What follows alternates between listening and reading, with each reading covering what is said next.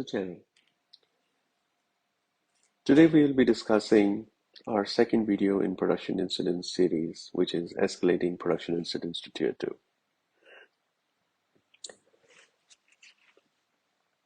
So we've, in the previous video, seen how an incident could be reported. There was different categories, and we are now discussing the second part of this video series, which is, so an incident has been reported to the service desk, and now today they're trying to escalate it to tier 2. Tier 2 is really, folks who do more than just uh, get reported in incidents, right? So they'll try and establish exactly what has gone wrong, right?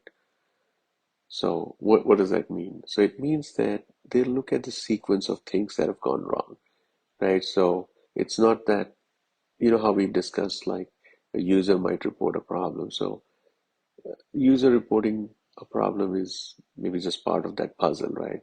They want to know the whole sequence of events, like what time it started, which users, which call centers, uh, you know, was there something else going on prior to that that led to this, was there, like, how we spoke about in the last video, that a supplier could have reported some issue also. So they'll try and find out all the sequence of events that have happened and try and lay it all out together. So that's, a tier 2 analyst will do that, not the service desk. Service desk is somebody who just collects all of the information and reports the incident. That's their job. Tier two's job is to try and now piece it all together. So one of the key things of an incident is trying to understand the impact, right? Hey, is this just literally one agent who's having a problem? Is this literally just one user who's having a problem? In that case, not such a big, serious problem. But, or is it millions of people who are impacted? So that is very critical, right? And the tier 2 analyst has some tools his or her disposal to try and understand that. So maybe they make some queries, maybe they look at reports from other incidents that might be getting reported at the same time and kind of correlate. And so they'll try and understand how big, or potentially how big, this issue might be.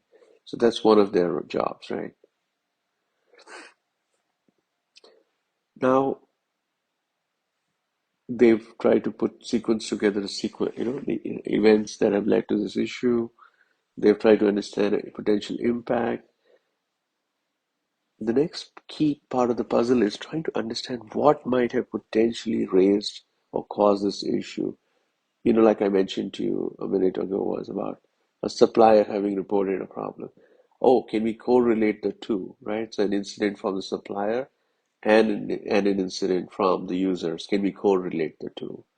Oh, or was there some software release that happened the night prior, right? And could that have somehow led to this? And so they have, like I said, more information than the service desk because they have access to everything that has gone wrong and more tools. So they'll try and correlate, try and piece together, what might be going on. And sometimes they'll even try to be the user and see if they can reproduce the issue, right? They'll go through the same actions as the user and see if they can reproduce it.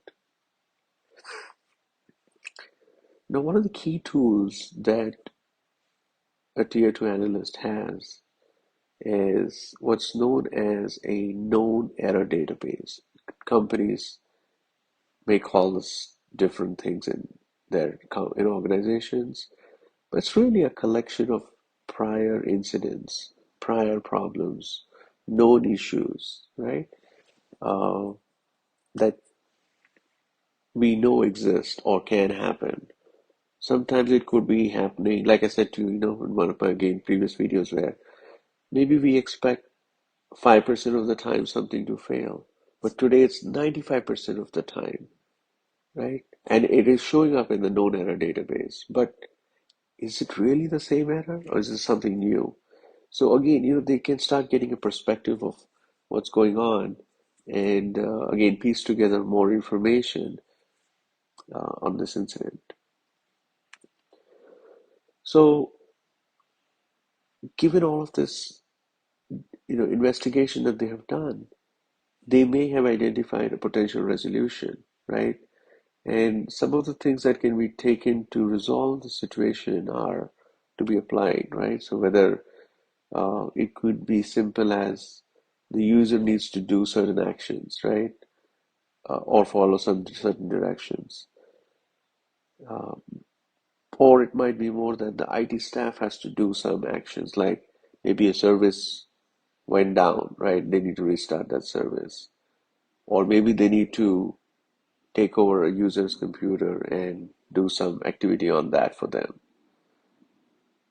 Or, like I said, it might be a supplier, a vendor, they need to do something, and we can report back to them and say, hey, looks like, something is affected your site.